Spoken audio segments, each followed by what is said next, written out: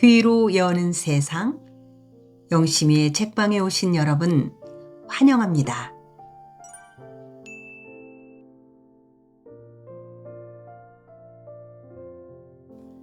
오늘 우리는 한승원님의 동학제 제4권 사랑의 불꽃 마지막 편을 함께합니다.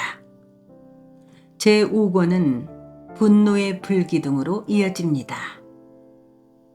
지난 제12편에서 부용산 쪽에서 나는 화승총 소리가 무언가 일이 일어날 것 같은 조짐을 불러일으키고 있었지요. 사랑의 불꽃은 과연 어떻게 마무리될지 우리 함께 합니다. 제4권 사랑의 불꽃. 이종명과 이서원은 나귀를 타고 달려왔다. 오래지 않아서 고동만도 달려왔다. 그들의 얼굴은 햇쓱했다. 윤장식은 벌레 씹은 얼굴을 하고 있었다. 이종명은 입술이 하얗게 밭아 있었다. 고동만은 탄식부터 하였다. 그동안 우리들이 너무 유했어요. 윤장식이 말했다.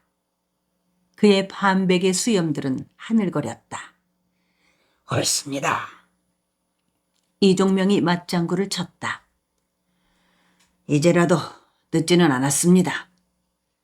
신의걸이 말했다. 우선 가까운 회령진 만호한테 통기를 하여 줍시다. 고동만이 말했다. 그들 가운데에서 고동만이 가장 마음이 가벼워 있었다. 다들 아들들이 관련되어 있는데 고동만은 조카가 관련되어 있었기 때문이었다. 사람은 다치지 않도록 하여야 하지 않겠습니까요? 윤장식이 단서를 붙였다. 다른 사람들은 다 다치더라도 자기의 자식들은 많이 두들겨 맞지 않도록 하고 싶은 것이었다. 물론입니다. 이종명이 고개를 크게 끄덕거렸다. 그런데 만호가 나서줄까요? 자기들은 바다 쪽만 지킬 뿐 육지 쪽은 장흥부 관하에서 지켜야 한다고 몸을 사리지 않을까요? 더구나 이 인안이란 놈은 일당들이 화승총까지 가지고 있기 때문에 그것도 자그만치 20남은 자루나 되는 모양입니다. 만호가 겁부터 먹을 듯 싶어요. 회령진에는 녹슨 칼이나 장병검 같은 것 몇 자루 있을 뿐이고 쓸만한 화승총이나 천자포 한 문도 없다고 들었습니다. 있다는 것들은 모두 녹이 슬어 있고 수군들도 몇 년째 조련이라는 것을 시키지 않아서 일반 개투성이들이나 한 가지라고 들었습니다. 그렇다면 애초에 장흥부 관하 쪽으로 발굴을 하여야 할 듯 싶사옵니다. 신의결이 말했다. 그렇게 합시다. 이렇게 맞장구를 치고 나서 이종명은 한숨을 쓰러지게 쉬었다. 자식은 겉을 낳을 뿐 속을 낳을 수는 없습니다. 윤장식이 한숨을 섞어 말했다. 저것들이 밤새도록 화승총만 희롱을 하였으므로 마을로 내려온 다음에는 떼지어 가도 모르게 잠이 들 것입니다. 그때 포근들이 들이닥쳐서 포박을 하여 가도록 했으면 좋겠습니다. 고동만이 말했다. 나머지 세 사람이 고개를 끄덕거렸다. 그럼 신속하게 장흥 관하에 발굴을 하도록 합시다. 신의걸이 말했다. 이종명과 윤장식은 고개를 깊이 떨어뜨리고 있었다. 고동만과 신의걸이 그들 둘의 눈치를 살폈다. 그들 둘은 자기의 아들들을 어떻게 다치지 않도록 할 것인가 궁리하고 있는 것이었다. 어차피 한 번은 치러야 할 홍역 아닙니까? 그것들이 잡혀 들어간 다음에 약을 칠 것이나 미리 준비해 둡시다. 영무나 마찬가지의 죄를 저지르고 있는 것들 아닙니까? 곤장은 다 함께 맞아야 할 것이고, 주리도 함께 틀려야 할 것이고, 그러니까 문초를 당할 때 서원하고 병우한테는 헐장을 때리도록 약을 쳐야 한단 말입니다. 고동만이 말했다. 이종명이 고개를 저었다. 윤장식은 침통해 있었다. 총을 들었다는 것은 하늘을 거역하겠다는 것이라고 그는 생각했다. 관아에 발고를 하게 된다면 관아에서는 그것을 영모나 마찬가지로 다룰 터이었다. 애초에 자기 아들 윤병호는 동학패들 속에 끼어들지를 않은 것으로 빼돌려야 하는 것이었다. 오늘 밤에 집에 들어오기만 하면 그가 직접 아들 윤병호를 데리고 집을 나가야 한다고 생각했다. 신의걸은 윤장식의 속을 재빠르게 읽었다. 아니요, 어디론가 빼돌려 놓아야 합니다. 신의걸의 말에 그 말씀이 맞네. 이종명은 반색을 했다. 그들은 화승총을 만들어서 희롱하고 있는 동학패들의 응징보다는 거기에 들어있는 자기 자식들이 다치지 않도록 하는데 더 신경을 곤두세우고 있었다. 그럼 누구를 관아로 보냈으면 좋겠습니까요? 신의걸과 고동만이 한마디씩 했다. 이종명과 윤장식은 눈길을 방바닥에 받고만 있었다. 창밖이 푸르러졌다. 오늘 해전에는 포군들이 당도해서 저것들을 모두 잡아갈 수 있도록 하십시다. 문제는 간단하옵니다. 이 인함만 끌어다가 없애고 나면은 구림 안에 쥐죽은 듯이 잠잠해질 것이옵니다. 종기라는 것도 가장 근원이 되는 근종 하나를 죽이면 자연 쭈그라들게 되어 있습니다. 신의걸이 자신 있게 말을 했다. 조카인 중부를 그렇게 없애는 것이 좋겠다고 나서는 저는 시방 가슴이 찢어지는 것 같습니다. 그렇지만 참아야 합니다. 마을과 문중을 조용하게 하고 화평하게 하려면은 불집을 없애지 않으면 안 됩니다.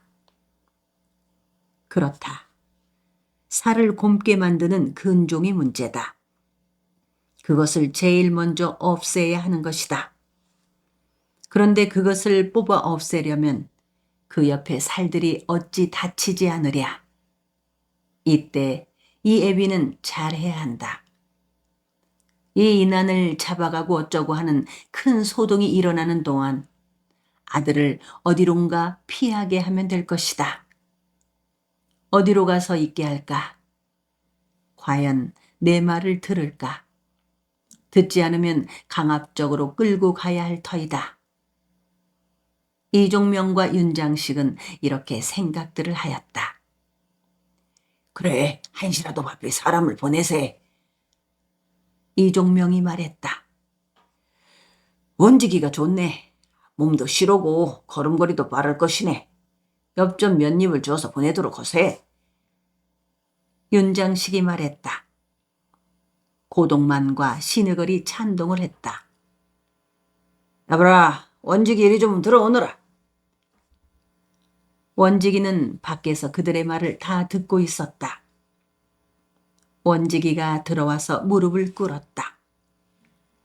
서원의 모퉁이 방에 등을 들이민 채 원우 땅떼기를 붙이고 사는 그는 원을 이럭저럭 하는 사람들이 시키는 일을 하지 않을 수 없었다. 불로 뛰어들라고 한다 하여도 뛰어들어야 할 판이었다. 이제부터 내가 한 말을 잘 듣고 한치의 어김없이 시행하여야 할 것이니라. 네, 여부가 있겠사옵니까?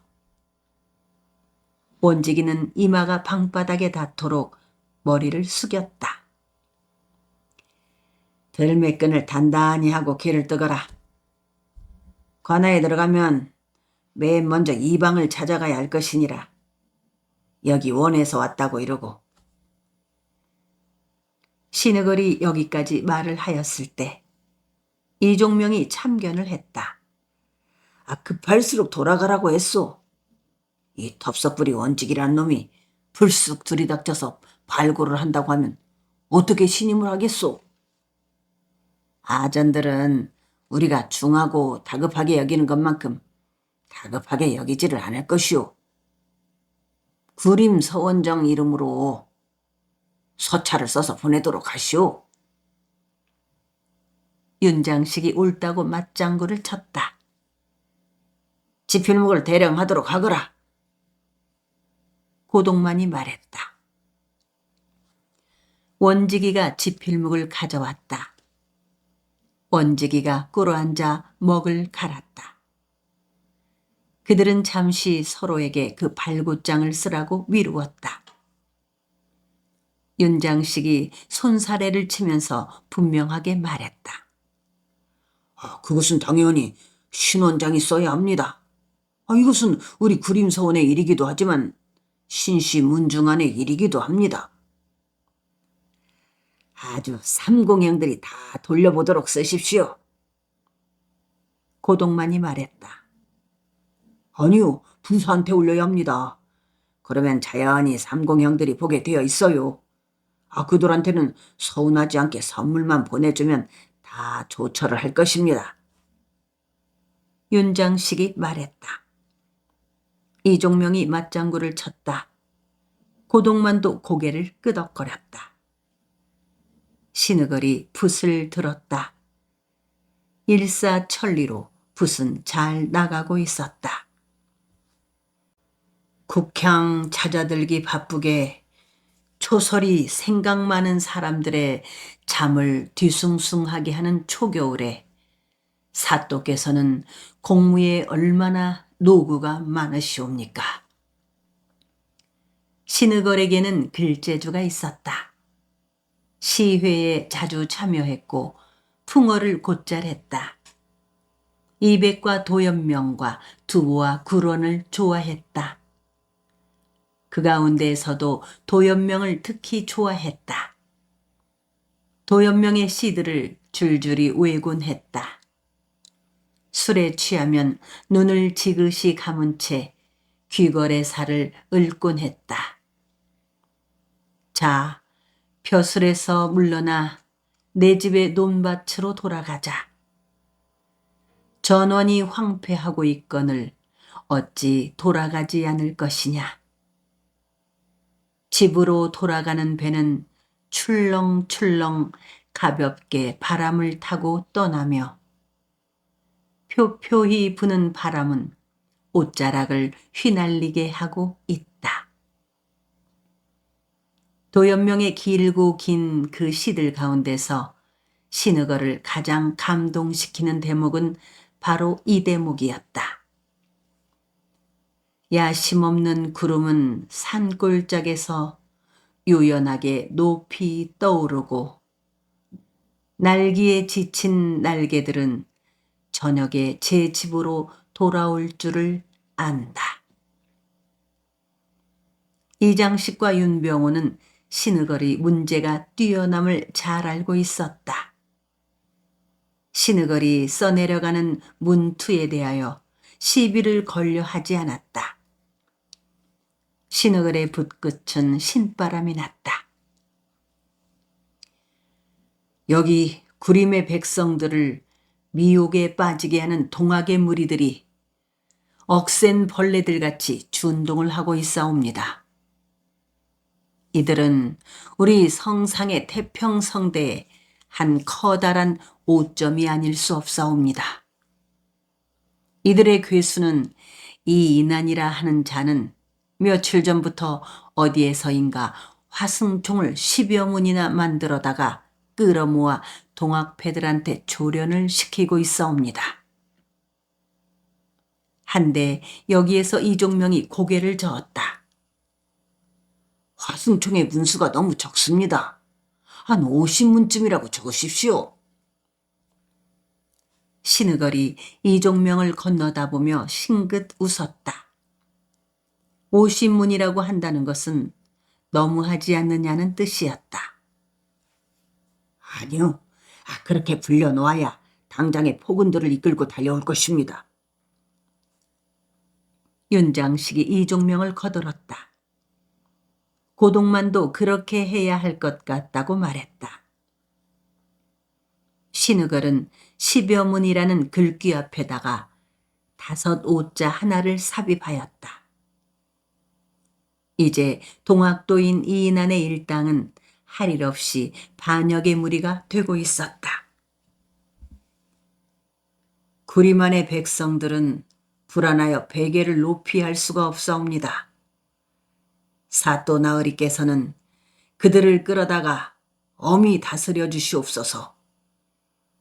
그들은 간밤 내내 화승총을 부용산 너머에서 희롱을 하다가 바야흐로 잠이 들어 있사옵니다.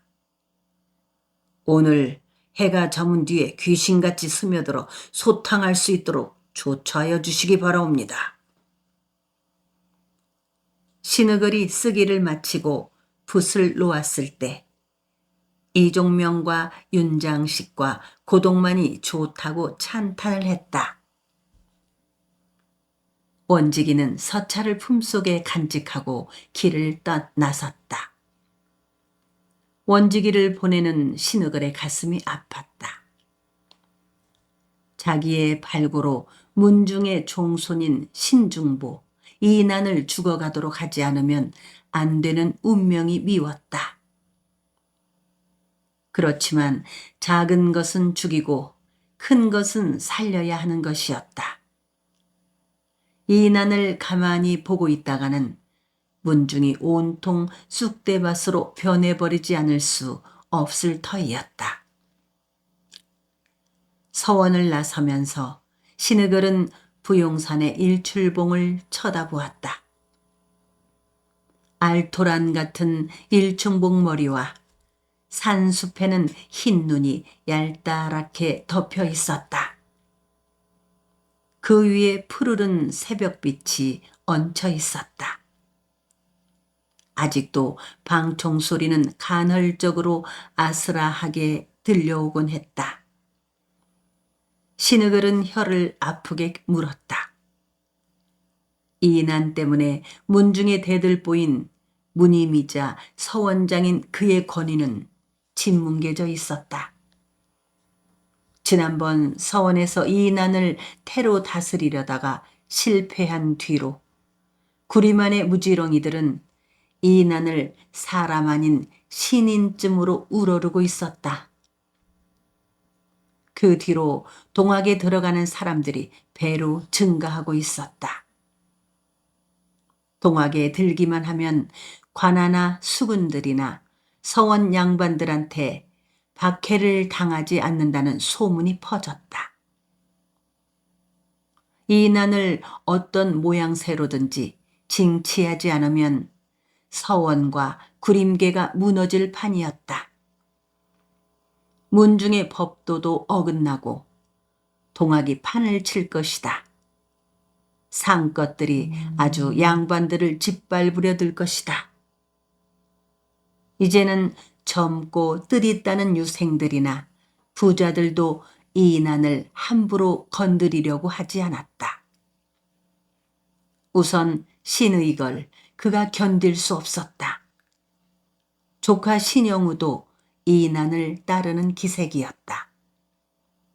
그 호래아들인 구리만의 천둥벌거숭이 이난을 없애지 않으면 구리만이 쑥대밭이 될 터이다.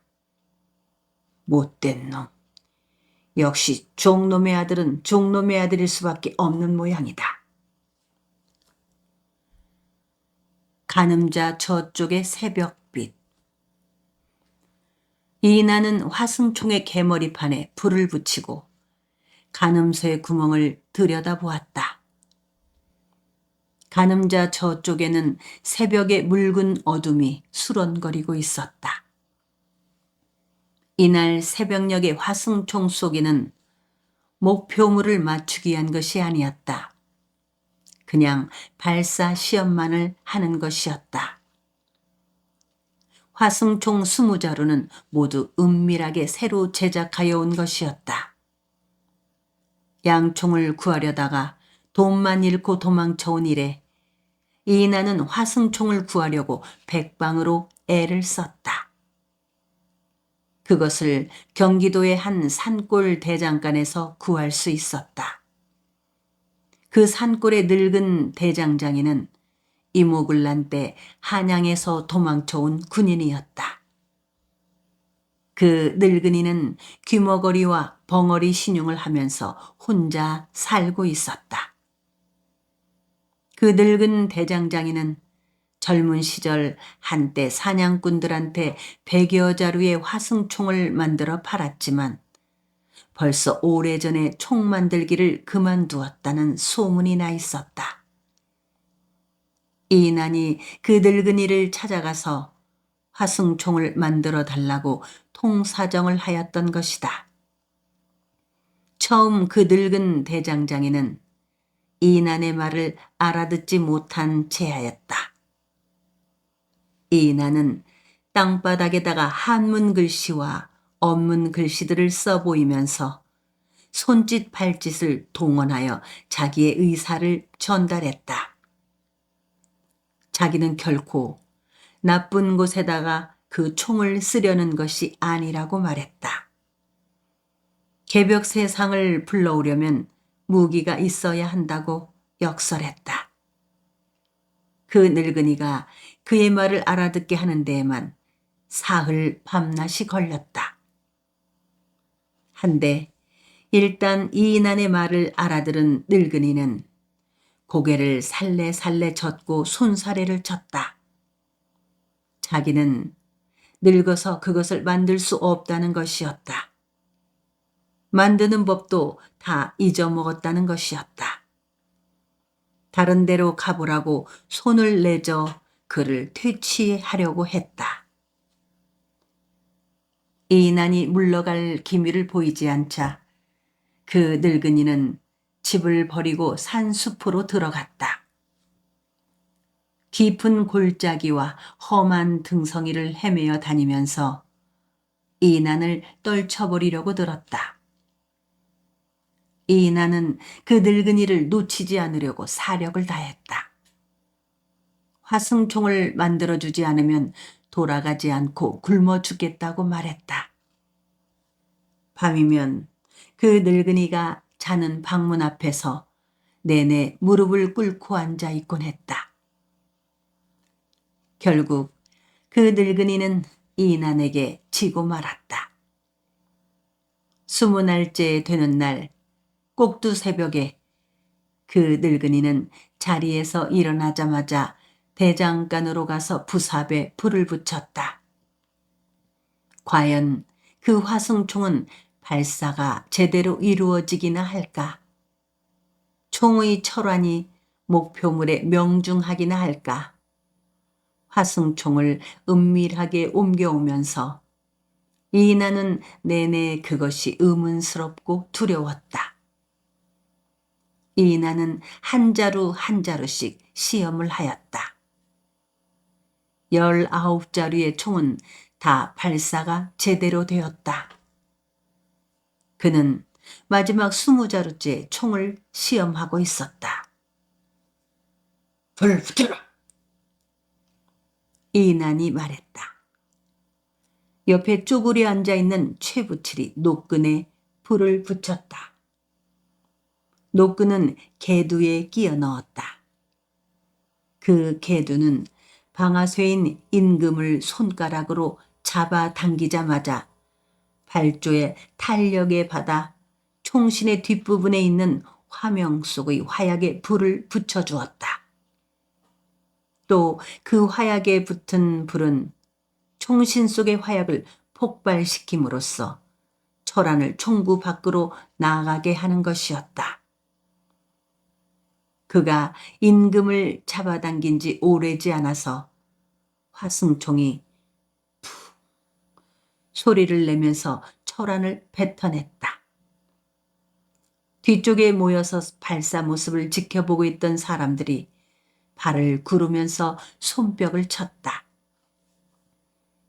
비바우는 횃불을 흔들거리며 껑충껑충 뛰었다. 비바오는 이인환이 면천해준 종이었다. 그는 이번에 화승총을 구해오는 길에 이인환을 따라왔다. 갈제 및 주막에서 중노미 노릇을 하다가 총을 구하러 가는 이인환과 고흥연을 수행했던 것이다. 총의 노끈에 불을 붙여주곤 하던 최부칠은 주먹으로 하늘을 찔렀다. 신영우와 고돌석은 서로 얼싸안고 발을 굴렀다. 신영우는 구림서원의 서원장인 신의걸의 조카였다. 고돌석은 고흥연의 조카였다. 고흥연과 이서원과 윤병호는 맨 뒤쪽에 선 채 고개를 끄덕거렸다. 화승총 20자루를 모두 쏘아보고 난 이인환은 그를 둘러싸고 있는 사람들에게 총 내부와 외부에 대한 설명을 했다. 철안이 무엇이고 총신이 어떤 것이고 화약은 어떤 작용을 하기에 철안을 나가게 하는가에 대해서도 설명했다. 간음자를 들여다보고 목표 명중시키는 법도 말해주었다. 이어 엎드려서 사격을 하는 자세를 가르쳤다.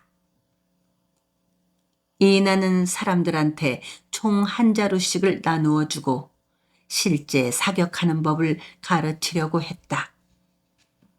사람들은 모두 화승총 내부를 들여다보면서 신통해하였다. 그러면서도 만지기를 두려워하였다. 개두를 젖혀보거나 임금을 당겨보려 하지 않았다. 목표물을 향해 겨누어 보려고도 하지 않았다. 자기 아닌 다른 사람들이나 할 수 있는 일들로 여겼다. 모든 사람들이 그렇듯 수동적이고 피동적이었다. 가뜩이나 절름발이 양반인 고흥연과 이서원과 윤병호는 팔짱을 끼고 방관만 하고 있었다. 총 쏘는 일은 상것들이 해도 넉넉하게 해낼 일들로 여겼다. 자기들은 뒤에서 상것들을 주의하기만 하면 될 일로 여기는 듯 싶었다. 아니, 당장 땅바닥에 엎드려서 총을 겨누고 개두에 달린 노끈에 불을 붙이고 하게 되면 옷을 더럽히게 되는 것이었다. 또한 상것들하고 함께 그런 일들을 한다는 것은 자신들의 위신을 손상시킨다고 생각들을 하는 것이었다. 그 절름발이 양반인 고흥연, 이서원, 윤병호들은 그 방총 연습을 하더라도 상것들이 없는 곳에서 한두 번 하여보고 물리를 간단하게 터득하면 된다고 생각을 하는 것이었다. 여러 번 반복하여 연습을 하는 것이야 멍청한 데다가 먹물 한 점도 묻지 않은 상것들이나 하여야 할 일로 여겼다. 흥연이, 서원이, 병호도 총 좀 들고 엎드려 보소. 이것은 간단하게 머릿속으로 물리를 터득했다고 해서 다 되는 것이 아니네. 무수히 반복 연습을 하여야만 싸움이 터졌을 때 당황하지 않고 익숙하게 빨리 쏘아댈 수 있는 것이네. 이인환은 팔짱을 끼고 서 있기만 하는 세 사람에게 말했다. 그들은 그 말을 얼른 따르려 하지 아니하고 그 말을 하는 이인환의 얼굴을 멀거니 보기만 했다. 이인환은 그들에게서 드높고 두꺼운 벽을 느꼈다. 그 벽은 그를 절망하게 하였다. 눈앞이 아득해졌다. 그는 잠시 눈을 감았다. 고흥연은 매제인 이인환의 말을 따라야 하지 않을까 하고 생각을 하면서도 이서원과 윤병호의 눈치를 살폈다. 이서원과 윤병호는 노골적으로 기분이 상한 표정을 지었다. 그 일을 당장 그 상것들하고 함께 하도록 강압적으로 요구할 필요가 있더란 말인가. 이인하는 서출인 주제에 엄연한 양반 자제들한테 함부로 하고 있다고 그들은 불만스러워하였다. 동학을 하겠다고 들어오기는 했지만 양반의 채통을 깎아내리는 것은 용납할 수 없다고 그들은 생각을 하는 것이었다. 적어도 자기들 셋만은 열애로 쳐주었으면 좋겠다고 그들 둘은 생각하고 있었다. 그들은 대장격인 이인한이 상것들을 조련하는 것을 뒤에서 돌보아 주거나 하는 고문 같은 존재가 되고 싶어 했다. 이인한은 그들의 답답한 속을 읽었다. 그는 막무가내로 그들 세 사람에게 총을 건네주었다. 양반 자제들인 이서원, 윤병호, 고흥연들은 그 총을 어찌할 수 없이 받아들기는 들었지만 엎드리지 않았다. 불쾌한 표정을 지은 채 쪼그려 앉아 따라하는 신용만을 하였다. 그 일들을 상것들하고 함께 한다는 사실이 치욕인 것이었다. 자, 엎드려서 개머리판을 오른쪽 볼에다가 단단히 붙여놓고 가늠쇠 사이로 내다보시오. 그래가지고 총신 끝에 있는 가늠자가 만듯하게 놓이도록 조종을 하십시오. 그런 다음에 자기가 맞추려고 하는 목표물을 겨누어 보시오. 가늠쇠와 가늠자가 일직선이 된 한가운데에 목표물이 놓여야 명중을 할 수 있는 것입니다. 상것들인 최부칠, 비바우, 김도출, 방자근은 이인한이 시키는 대로 했다. 이인한의 처가편 사람들인 고돌석, 고흥연도 착실하게 따랐다. 이인한의 조카뻘 되는 신영우와 다른 도인들 또한 모두 고분고분했고 열성을 다했다. 그렇지만 이서원, 윤병호는 쪼그려 앉아 하는 채하다가 얼굴을 일그러뜨리고 이인한이 하는 것을 노려보고 있기만 했다. 이인한은 군유를 엄하게 세우지 않으면 안 된다고 생각했다. 작은 부대일지라도 군율은 있어야 하는 것이었다. 군율 없이 어떻게 훈련을 하고 싸움을 할 수 있는가? 이인하는 이를 단단히 물었다. 이서원과 은병호하고 당장 그 군율 문제를 가지고 맞대거리를 하지 않으면 안 된다고 생각했다. 치자빛 아침 햇살이 비치기 시작했을 때 이인하는 방총 연습을 마감했다. 최부칠과 비바오가 방자근과 김도출에게 화승총과 철안들과 심지들을 모두 수거하여 가지고 내려갈 것을 명하고 나서 그는 이서원, 윤병호에게 자기하고 잠시 논의를 좀 하자고 말했다. 신영우, 고돌석, 고흥연도 옆에 함께 있어 달라고 했다. 세상 살아가기는 곧 결전이었다. 발 한 걸음 내디디는 것, 밥 한 숟가락 떠먹는 것, 숨 한 번 쉬는 것이 다 싸움일 터였다. 더구나 동학으로서 개벽 세상을 불러오겠다고 하는 것은 일거수 일투족들이 더 무서운 결전들인 것이었다. 그들의 몸은 얼어 있었다. 겨울의 밤 공기는 차가웠다.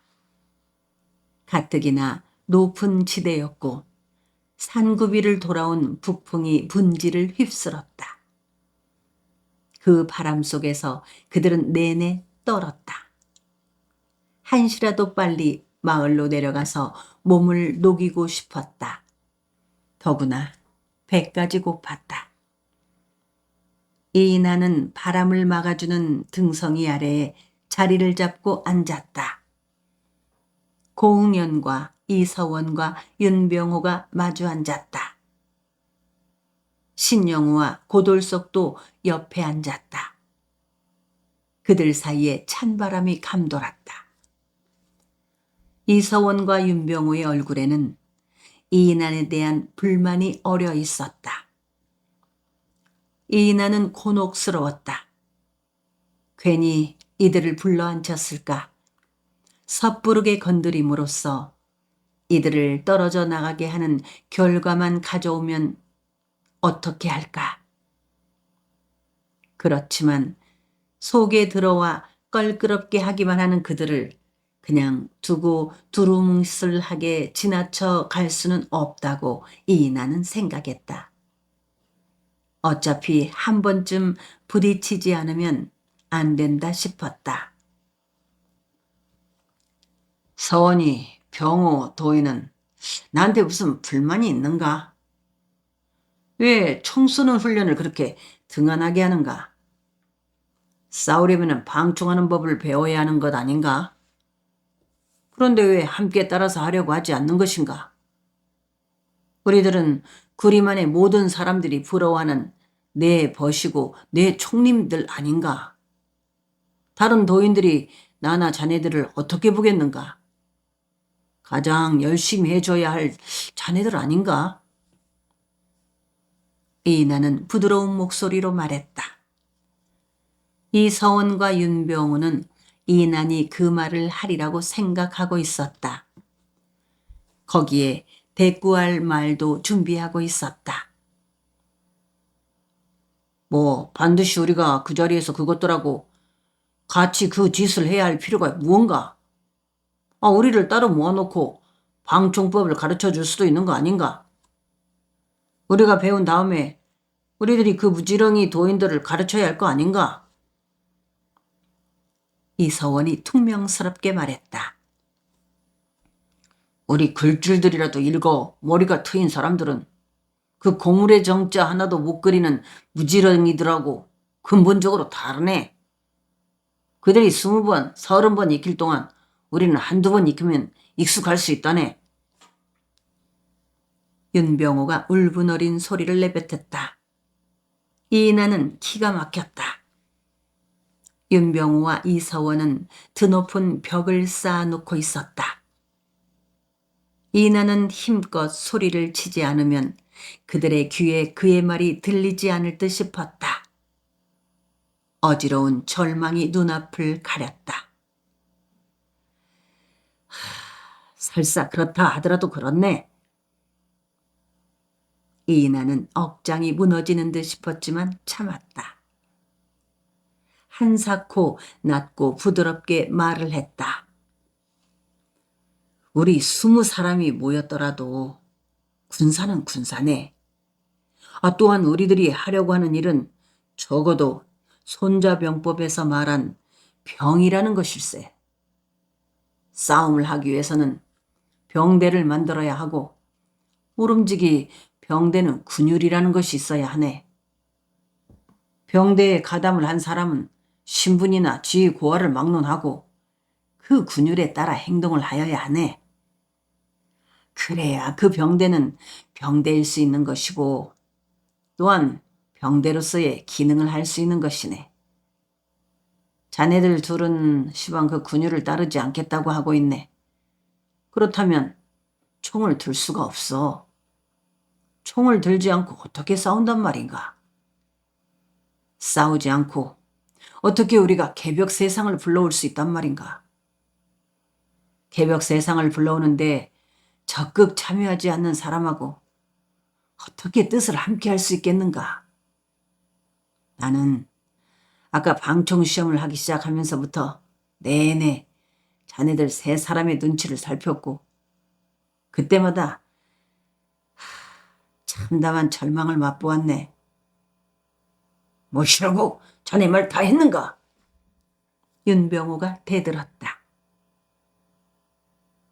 자네는 무엇이든지 자네 혼자서 잘하고 자네 혼자서 다 옳고 다른 사람들은 다 틀렸다고 생각을 한단 말이야. 이서원이 따지고 들었다. 사공이 많으면 배가 산으로 올라간다고 했네.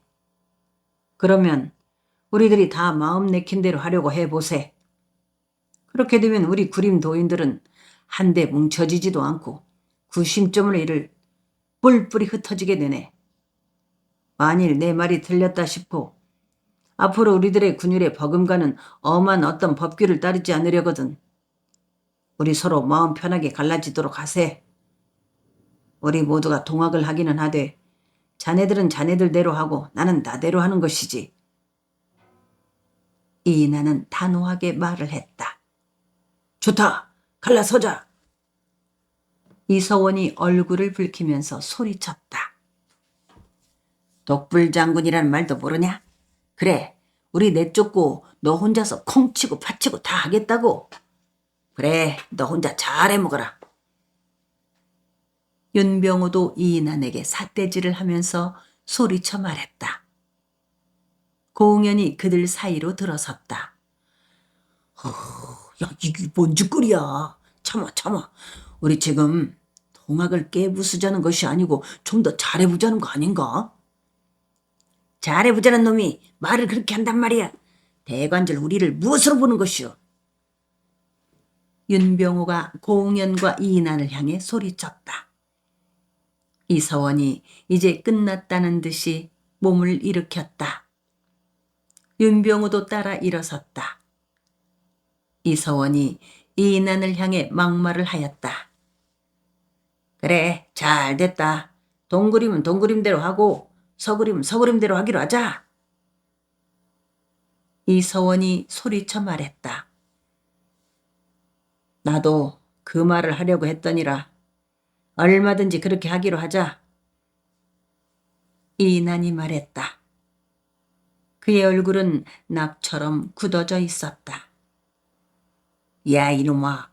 우리 구림 노인한테 화승충 조련을 잘 시켜가지고 앞으로 접정을 이 방언을 몰아내고 내가 대접주가 되려 하고 있다는 것을 알만한 사람은 다 알고 있어.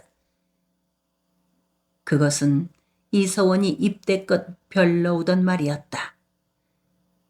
무엇이 어쩌고 어째? 이인하는 기가 막혀서 말을 더 이어 할 수가 없었다.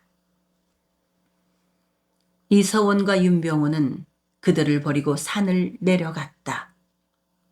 고응연이 그들을 쫓아 내려갔다. 그들의 앞을 막아 섰다. 이것은 자중질환이야. 우리가 이렇게 흩어지는 것을 알면 누가 쾌재를 부르겠는가? 이 골유생들하고 양반님네들하고 장흥 관아 아전들이 이 속을 알면 춤들을 덩실덩실 출 것이야.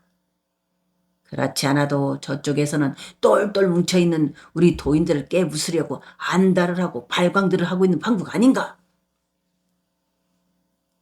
신영우와 고돌석도 달려가서 그들을 막아섰다. 그들 둘을 다시 이인안으로 있는 곳으로 끌고 올라왔다.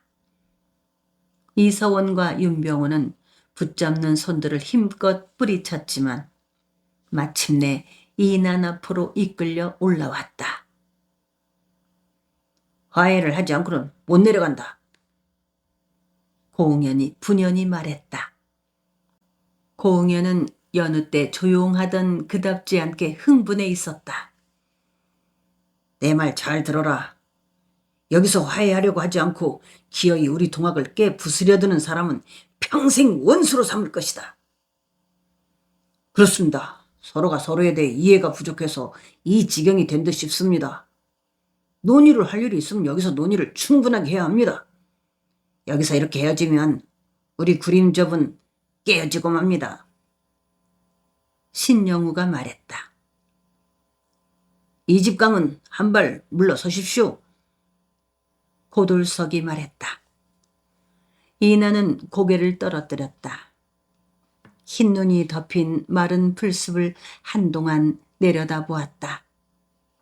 이들을 끌어안지 못하고 어떻게 수많은 도인들을 포용할 수 있단 말인가. 이들 두 사람은 주머니에 넣은 송곳하고 다를 바 없었다. 감싸고 다시 또 감싼다고 할지라도 언젠가는 또 뾰족한 끝이 주머니 밖으로 튀어나올 수밖에 없을 터이다. 그렇더라도 일단 포용해야 한다고 이나는 생각했다. 시방 이들과 틀어진다면 일은 걷잡을 수 없도록 비뚤어질 터이다. 구리반의 유생들이 나를 잡아놓으려고 발광을 하고 있지 않은가. 이들이 틀어지게 된다면 그 유생들과 한 통속이 될지도 모른다. 이난이 표정을 바꾸었다. 이서원과 윤병호의 앞으로 한 발 다가섰다. 내가 옹졸했네. 이난은 그들 두 사람의 소매자락을 잡아 흔들면서 말했다. 자네들이 나를 버리면 구림 사람들이 다 나를 버릴 것이네. 동문수학한 법 좋다는 것이 무언가?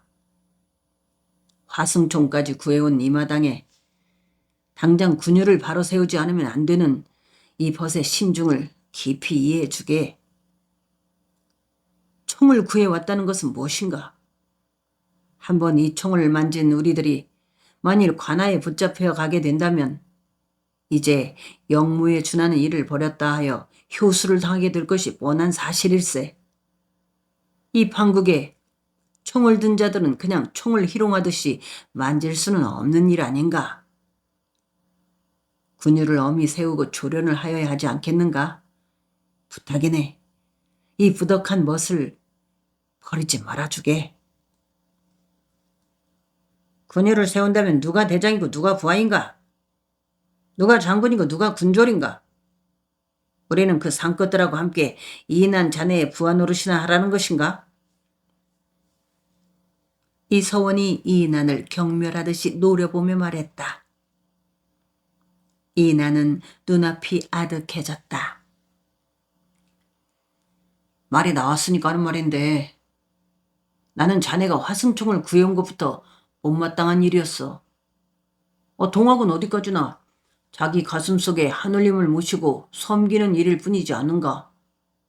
그런데 총조련 잘된 군사들을 거느리고 무엇을 어떻게 하려는 것이오? 이 20사람의 화승총 든 군사들을 이끌고 관할을 치겠다는 것인가? 궁궐을 치고 자네가 왕이 되겠다는 것인가? 관군들이 아무리 오합지졸이라고는 하지만은 그래 이 화승총 몇 자루 든 자들로 그들을 일거에 쳐부술 수 있다고 보는가? 윤병호가 따지고 들었다. 이나는 할 말을 잃었다. 그 자신도 그 문제는 애매모호했다. 그가 화승총으로라도 무장한 사람들 연합문 명쯤을 거느리고 싶은 것은 앞으로 어떤 일인가가 크게 일어날 듯 싶은 예감 때문이었다. 누가 어디에서 무슨 일을 일으키게 될 것이라는 것은 예측을 할 수 없었다. 그렇지만 뜻이 있는 사람들은 은밀하게 준비들을 하고 있었다. 접정의 이방원 접주도 준비를 하고 있고 어산 뒷산 속에 이마동도 준비를 하고 있으며 고읍에서는 김학삼이 준비를 하고 있고 웅치구교철과 쥐화물의 이사경이도 은밀하게 준비를 하고 있다고 했다. 소문은 계속 꼬리를 물고 흘러들었다. 남원에서는 김계남이 준비를 하고 고부에서는 전녹두가 준비를 하고 정읍에서는 송화중이 준비를 한다고 했다. 충청도에서는 손병희, 임규호, 손천민이 준비를 하고 전주에서는 남계천이 준비를 하고 금구에서는 김덕명이 준비를 하고 김기범이 준비를 한다고 했다.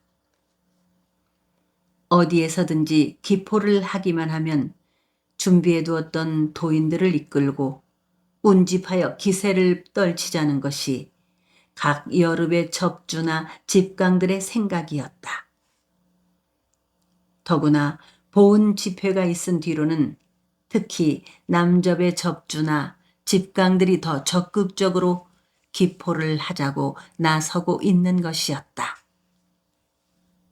이인하는 윤병호, 이서원, 고흥연에게 그 일을 모두 설명할 수가 없었다. 절망이 눈앞을 어지럽게 하였다. 넉넉히 알만한 사람들이 그렇게 대들고 있기 때문이었다. 어떤 일을 일으켜내려면은 미리부터 준비를 해야 하네. 우리 살고 있는 세상의 분위기가 그렇게 준비를 하도록 들쑤시기 때문일세. 이인하는 막연하게 말했다. 막연한 나름으로 당당하게 말했다. 그럼 무책임한 말이 어디 있단 말인가? 이서원이 추궁을 하듯이 말했다. 언제 어디에서 동학도인들이 들고 일어나서 어떻게 관할을 치고 곡창을 털어 활빈을 하기로 했기 때문에 이렇게 준비를 하고 있다든지, 궁궐을 어느 날 어느 시에 때려치기로 한 거사 계획이 있기 때문에 이렇게 준비를 하고 있다든지 하고 우리들한테 말을 해줘야 하는 거 아닌가? 왜 그 비밀스러운 것은 자네 혼자만 알고 있고 우리한테는 말해주지를 않는 것인가? 윤병호가 험악한 얼굴을 한 채 말했다. 이인하는 섬뜩했다. 은밀하게 도모하는 일에서 소외당했다는 생각이 이들을 이토록 토라지게 하고 앙당그러지게 한 듯 싶겠지 않았다. 이서원과 윤병호의 동굴임과 그의 서구림 사이에 패인 깊은 골이 그들을 이렇게 대립 갈등하게 하는 것이라고 이인하는 생각했다.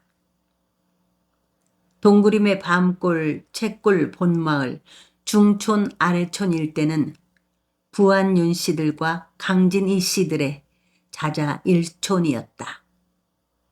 채골, 밤골, 본마을은 이씨들 뿐만이고 중촌과 아래촌은 윤씨들 뿐이었다. 그 마을의 잡성바지들은 모두 윤씨나 이씨들한테 빌붙어 살아가는 상것들이나 아랫것들이었다. 서구림의 소쿠리뜸과 일문뜸에는 금성 신씨들의 자자일촌이고 성문뜸과 월산뜸에는 장흥 고씨들과 기타 잡성바지들이 섞여 살고 있었다. 서구림의 잡성바지들도 신씨들이나 고씨들한테 빌붙어 살아가는 상것들이나 아랫것들이었다. 내 성바지들은 대대로 세도를 자랑하고 대립하고 갈등하면서 살아왔다. 그 가운데서 신씨의 세도가 제일 억세였고 다른 세 성바지들은 그 밑에 억눌려 있었다. 일족의 세도라는 것은 그 일족 가운데 어느 한 사람의 벼슬의 높아짐 때문에 생기는 것이 대부분이었다. 금성 신씨의 세도가 하늘 닿게 되고 날아가는 새도 떨어뜨릴 만하게 된 것은 이인한의 4대 할아버지인 봉산 신호순 참판 때문이었다. 봉산은 당시 수렴 청정하는 왕대비의 총애를 받고 2조 참판에까지 올랐던 어른이었다. 봉산이 고향에 돌아온 뒤부터 장흥부의 원림이나 벽사역의 찰방이나 회령진의 만호도 부임을 하자마자 만사를 다 제쳐놓고 맨 먼저 봉산한테 문안을 드리러 올 정도였다. 봉산은 퇴임을 한 다음에도 이조에 줄이 잘 닿았다. 일문뜸 앞에 들길은 회령진에서 강진으로 가는 길이었다.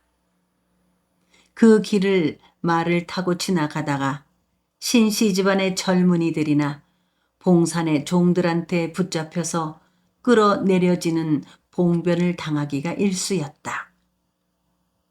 봉산의 종들은 무엄하게 말을 타고 지나가다가 붙잡힌 그 죄인 아닌 죄인을 동산의 늙은 향나무 밑동에다 한나절쯤이나 묶어 놓았다가 풀어주곤 했던 것이다. 봉산은 동그림의 윤씨나 이씨들 가운데서 가멸타고 으스대거나 향시에 붙었다고 뽐내며 도포자라 휘날리며 다니는 자들을 불러다가 무릎 꿇여 앉히고 훈계를 하곤 했다. 구림소원을 만들어 공맹의 돌을 받들게 하고 구림계라는 엄한 향약을 만들어 구림 안의 모든 일들을 다스리고 이끌어가게 하였다. 효자한테는 상을 내리고 불효자나 불륜을 저지르거나 도적질을 하거나 어른한테 불손한 자한테는 그 가벼움 무거움의 정도에 따라 태를 치거나 덕성말이 몰매를 때리게 하였다. 그 봉산 할아버지가 돌아가고 난 뒤부터 동그림의 윤씨들과 이씨들은 그동안 억눌려 살아온 한풀이를 하려고 벼르고 있었다. 이인안의 3대 할아버지인 서해가 파직되고 유배를 간 까닭은 이씨와 윤씨들의 모함에 의한 것이었다. 서해의 신기식 할아버지는 만호였다. 성문뜸에 성을 쌓았다. 전해오는 바로는 서해 할아버지의 벼슬이라는 것이 자기 아버지 봉산의 줄을 잡아 얻은 것이었다고 했다. 구림의 성문뜸에 만호를 두고 그곳에 성을 쌓은 것부터가 실은 억진 일이었다고 했다. 서해 신기식 할아버지의 유배로 말미암아 구림의 만호는 철폐되었고 금성 신씨는 구림 안에서 뿔뿔이 흩어지지 않으면 안 되었다. 구림 안의 네 성바지 가운데서 가장 그 새가 약해지지 않을 수가 없었다. 이인안이 서출일 수밖에 없는 까닭이 그와 연관되어 있었다. 그의 아버지 신경출은 반미치광이었다.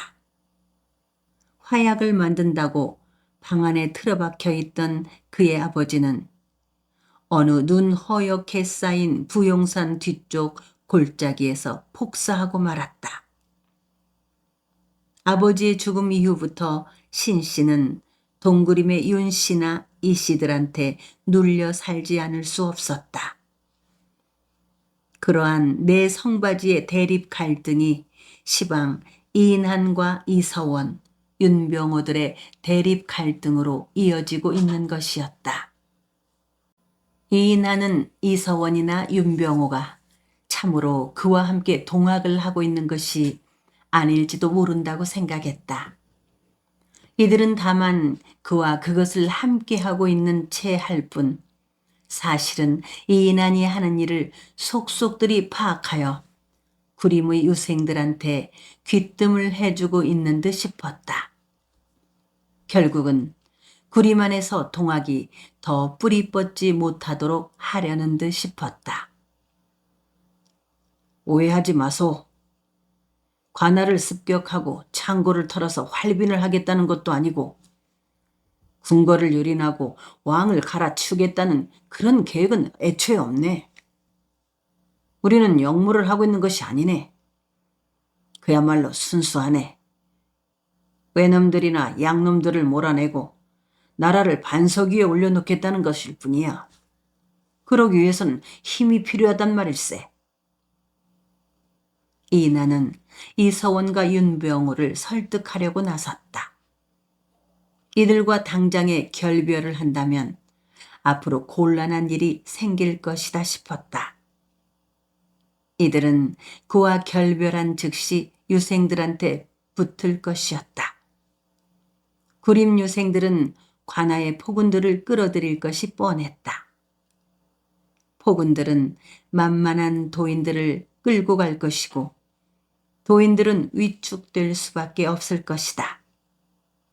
언젠가 기포를 하게 될 때에도 동구림의 양반 도인들 쪽에서 호응을 하여 주어야 서구림 쪽의 도인들이 상대적으로 적극적일 터이었다. 이서원이 고개를 저었다. 나는 이 집강 자네가 화승총을 구해다가 이렇게 조련을 시키는 것부터가 매우 위험한 일이라고 생각하네. 동학은 어디까지나 하늘님을 받드는 사막, 심학과 도로서 기능해야 한다고 보네. 이렇게 무력을 행사해서 나라에 대항하고 외인들이나 양인들하고 맞서겠다는 것은 본질에 어긋난단 말일세. 모든 것은 본질에서 어긋날 때 파멸을 맛볼 수밖에 없네. 본질에서 어긋난다는 것은 하늘을 거역한다는 것이고 나라님을 멸시하는 것이고 공명의 예에서도 어긋나기 때문에 그 어디에서도 대의 명분을 찾을 수가 없게 되네. 사나이들 하는 일이 말이야 대의 명분을 잃게 된다면 그것은 산적들이 하는 것과 다를 것이 무엇이겠는가? 동그리 미궁의 말이 맞네. 당장 화승총을 파기하든지 관아에 가져다가 바치든지 하도록 하세. 다른 접도인들이 어떻게든지 우리 접은 동학이라는 것을 어디까지나 심학이나 도로성만 받들도록 하세. 윤병호가 맞장구를 쳤다. 이인환이 결연히 고개를 저었다. 아닐세. 오래지 않아서 자네들은 내가 한 일이 옳다는 것을 깨닫게 될 것이네. 이 나라는 시방 청군인들이나 외인들이나 양인들의 손에 놀아나고 있네. 곧 우리가 양성한 힘을 부르는 사람들이 생길 것이네. 자네들도 나를 따르도록 하세.